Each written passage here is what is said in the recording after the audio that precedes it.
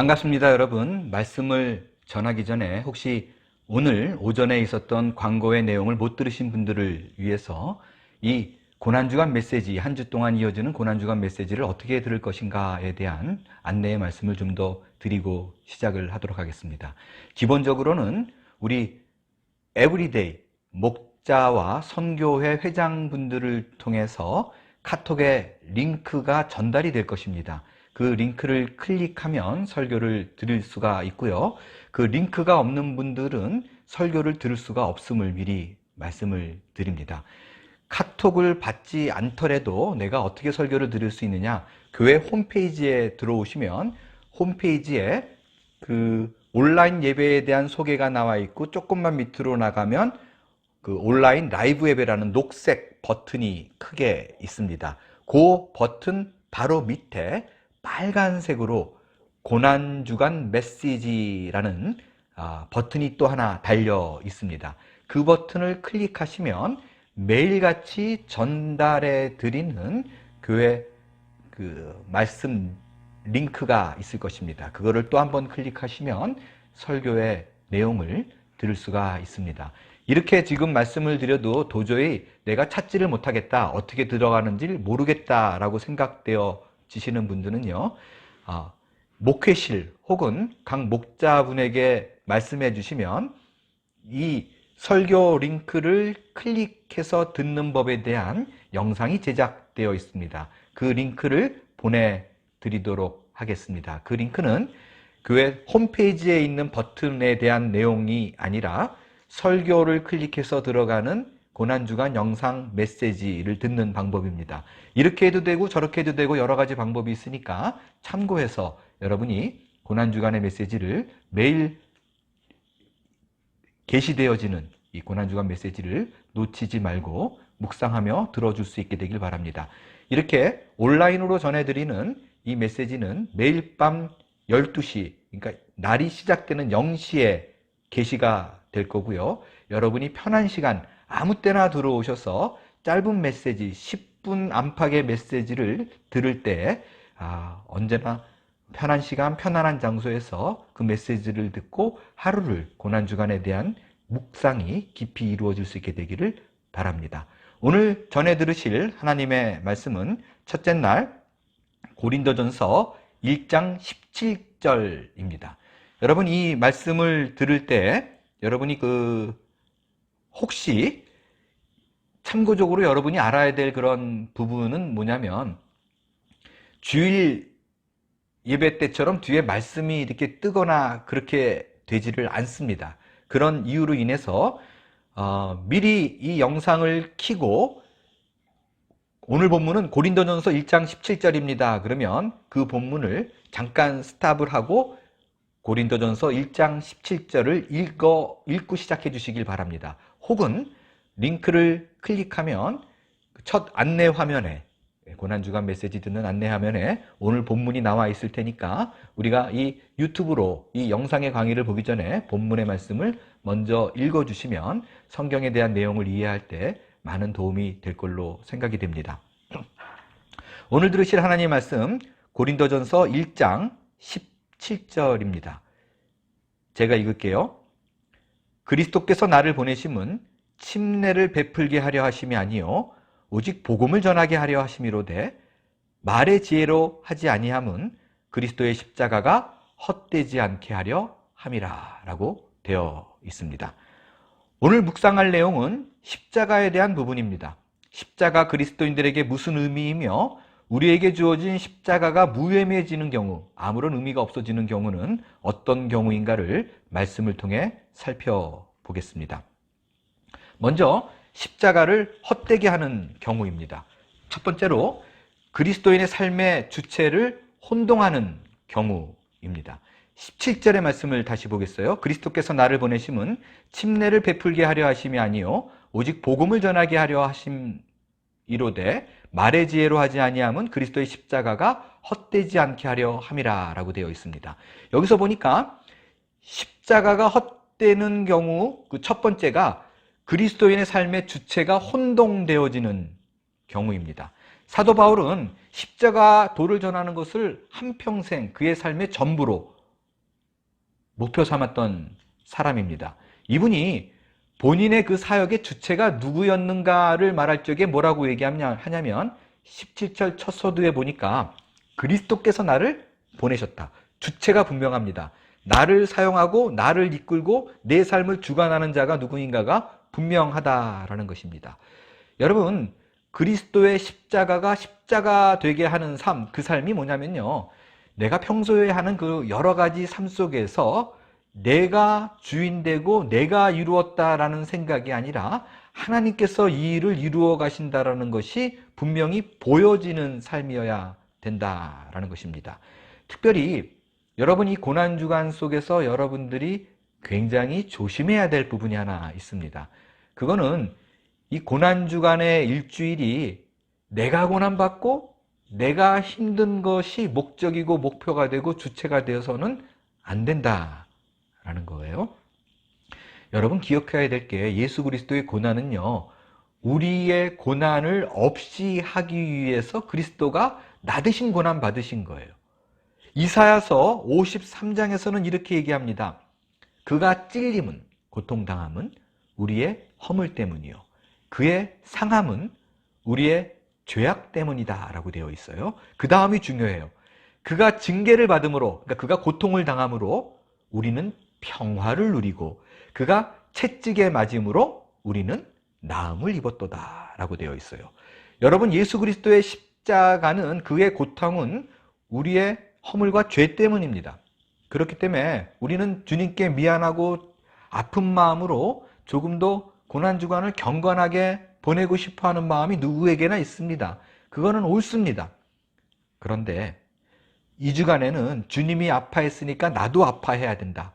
그렇기 때문에 내가 주님의 고난에 동참해야 된다라는 거는요, 지극히 복음에 반하는 얘기입니다.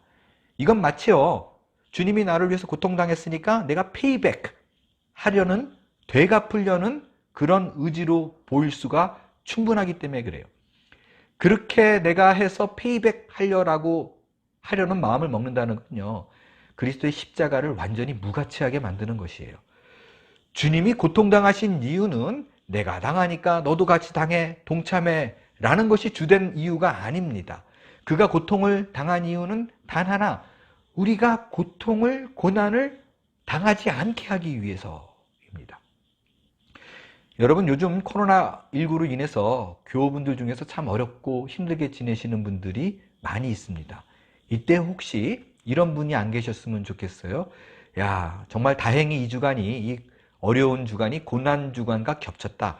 기왕 이렇게 된 걸 나도 주님의 고난에 같이 한번 동참해보자. 이런 생각을 가지시면 안 됩니다. 주님이 원하시는 건요, 여러분이 고난받는 거, 이거 원하는 거 아니에요. 고통당하는 거 아닙니다. 주님이 원하시는 거는요, 우리가 주님의 고난과 고통을 깊이 묵상할수록 어디로 가야 되느냐, 그의 고통으로 말미암아 내가 나음을 입었다, 평화를 누렸다라는 쪽입니다.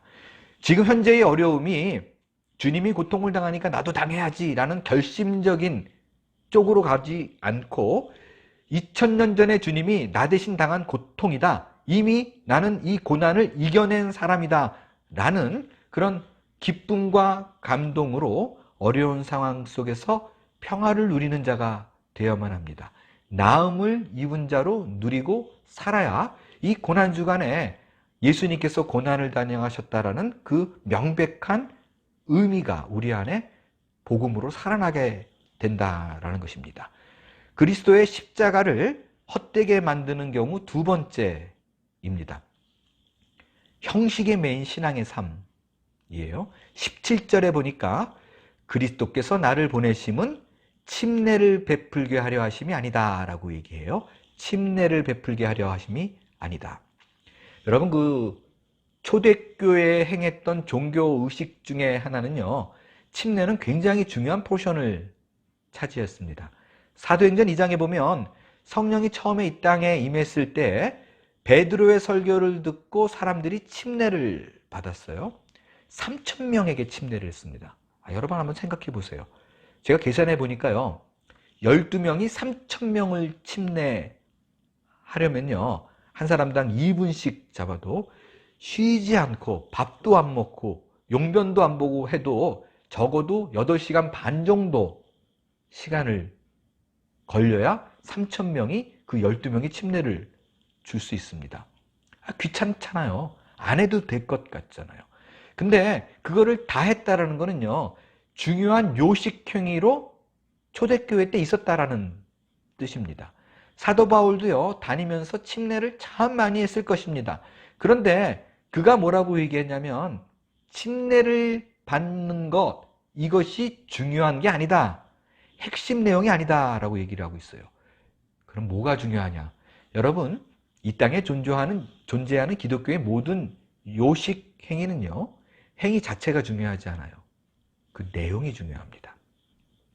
어떠한 일을 행하든지 간에 그 요식 행위 속에서 예수 그리스도의 십자가와 그가 행하신 일이 내 안에 깊이 묵상이 되어져야지, 그 모든 것이 그리스도의 보혈의 피와 연결이 돼야지 그 행위가 나에게 의미가 있는 거예요.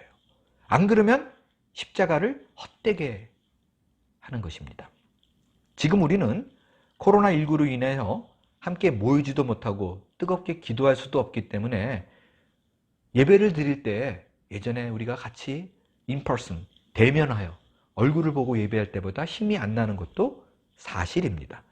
저 역시 카메라만 보고 설교하는 것이 사람이 한두 명이 있는 것과 비교했을 적에 물론 다르죠. 네, 다릅니다. 그러나 이런 형식이 무너졌다라는 이유로 예배가 망가져서는 안 됩니다. 하나님께 드리는 찬양이 무너져서는 안 됩니다.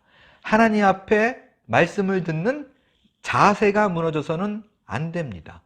기도할 적에 우리가 대면하여 볼 때보다 집중이 잘 안 되기 때문에 이 정도는 괜찮지라고 스스로에게 관용적인 기도의 자세, 예배의 몰입을 난 안 해도 돼, 이거는 마땅한 이유라는 생각을 가지면 안 된다라는 것입니다.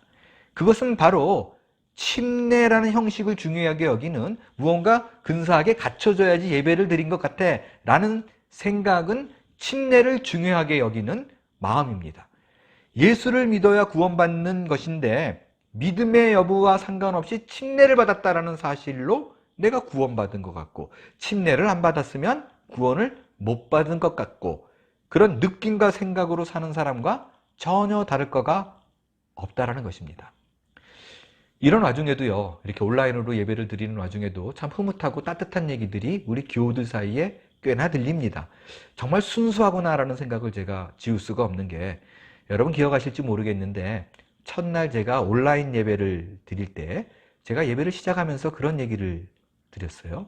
행여 누워있거나 바른 자세로 앉아있지 않은 분들은 일어나 앉으시고 자세를 바로 해주십시오 라고 얘기를 했는데, 몇몇 분들이 나중에 저에게 얘기를 해주셨어요.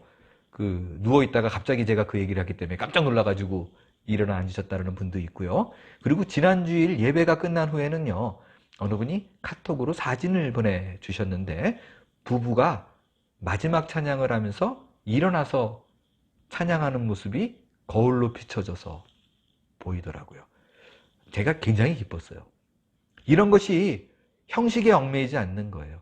사람이 보나 안 보나 있으나 없으나 하나님께 집중하여 예배를 보는 자들의 삶의 자세라는 것입니다.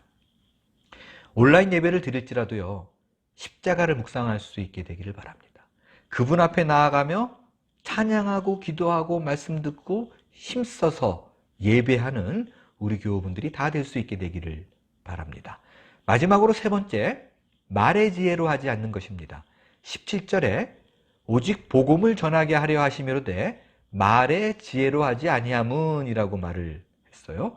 그리스도의 십자가를 헛되게 하는 것이 말의 지혜로 하는 것이라고 얘기를 합니다. 여기서 말이라는 단어가요, 원어로 로고스라는 여러분이 잘 아는 단어입니다. 로고스는요, 성경에 레마라는 단어와 더불어서 하나님의 말씀이라는 뜻으로 사용된 단어입니다. 그럼 말의 지혜가 로고스라면 로고스로 하지 않는다, 하나님의 말씀으로 하지 않는다. 이런 하나님 말씀의 지혜로 하지 않는다라는 이런 엉뚱한 해석이 가능합니다. 그럼 어떻게 해석해야 될까요? 여기서 로고스는요, 하나님의 말씀이라는 뜻이 아니라 서구 철학의 가장 중요한 개념인 이성으로 해석하는 것이 옳습니다. 그러니까 복음을 방해하는 것, 십자가를 헛되게 하는 것이 세상의 이치와 논리가 내 삶을 주관할 때, 말씀보다 앞설 때라는 뜻입니다. 특별히 신자의 삶에 있어서 그리스도의 십자가가 헛될 때가 언제인가? 세상의 논리와 상식으로 인해 복음이 빛을 가릴 때입니다. 복음은 말의 지혜, 즉 세상의 이성과 사조와 상식과 맞지 않는 게 너무나 많아요. 너무나 많습니다. 가까운 예를 좀 들어볼게요. 우리 교회에서 벌어지는 일을 좀 예를 들어보겠습니다. 제가 부임하면서요, 강조해서 시작한 사역이 셀교회 사역입니다. 목자분들을 세우고 집중하기 시작했어요. 여러분, 셀교회는 관계 중심입니다. 만나고 먹고 떠들고 부딪히며 나누어야 건강한 모습으로 성장을 합니다. 근데 어떻게 해요? 이제 온라인으로 바뀌어버렸네요. 특별히 사람들과의 만날 수 있는 공간과 시간이 없어져 버렸습니다.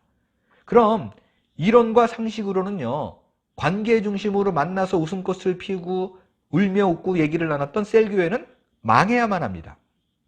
그런데 이런 가운데 우리 교회에서 아주 고지식하게 오프라인 모임이 없어졌음에도 불구하고 셀교회는 매주 모여야 된다는 생각으로, 그 원칙으로 스카이프라는 온라인 앱을 이용해서 모이는 셀교회가 하나 있습니다. 한 주도 빼놓지 않고 모이는 셀이 있어요.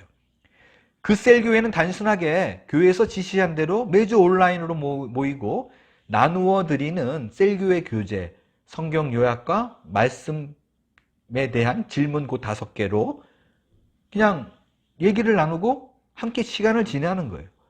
제가 그 셀교회에 인바이트 돼가지고 토요일 날 참석을 또 했었어요. 토요일 오전에 저와 제 아내가 그 스카이프 앱을 키고 들어갔었어요. 제가 있을 때는 한 2시간 했는데 보통 때는 뭐 3시간도 한 적이 있다라고 얘기를 합니다. 근데 잘 돼요. 정말 잘 돼요. 그리고 다른 소리 하지 않고 말씀에 집중해서 서로 삶을 나누고 말씀을 나누고 받은 은혜를 나누고 너무나 잘 되는 것을 제 눈으로 확인했습니다. 금요기도회 역시 마찬가지입니다. 올해부터 금요기도회를 평신도 사역으로 돌렸습니다.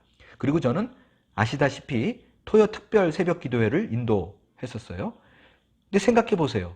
기도회는 목사가 막 박력 있게 막 부르짖으면서 인도해야지 잘 된다라는 것이 일반적인 상식입니다. 그런데 우리 교회에서 평신도 분이 인도하는 금요 기도회인데도 많이 모이진 않지만 몇몇 분들이 저에게 연락을 주셔서 요즘 목사님 기도회가 참 좋아요. 거기서 나누는 얘기로 은혜를 받습니다. 기도회 함께 하니까 얼마나 좋은지 몰라요. 목사님을 위해서 빼놓지 않고 기도하고 있습니다. 우리가 힘을 더하고 있습니다. 저 역시 그 얘기를 들으면 얼마나 빼놓지 않고 저를 위해서 기도해 주시는 많은 분들이 계신다는 사실에 힘을 얻게 되는 거예요. 간증들을 많이 접합니다. 뭘 얘기합니까? 복음은 말의 지혜, 이성의 지혜, 거기에 있지 않다라는 거예요. 단순한 순종으로 걸어가면 그 길을 하나님이 인도하시고 책임지는 것이 신자의 삶의 원리입니다. 광고 드린 대로 이제 우리 교회는 새로운 사역에 집중할 것입니다. 그거는 목회자 중심이 아닌 평신도 중심의 사역입니다. 이거는 세상의 원리와 이치로는 말이 안 되는 것이지만 성경의 원리에는 분명히 맞습니다. 초대교회를 이끌었던 모든 사람들은 한 가정교회로 이루어진 평신도 교인들이었습니다. 이제 우리 교회의 새로운 사역의 도약을 위하여 이번 고난주간에 깊이 묵상하여 하나님의 마음을 시원케 해드리기로 결심하는 여러분이 될 수 있게 되기를 바랍니다.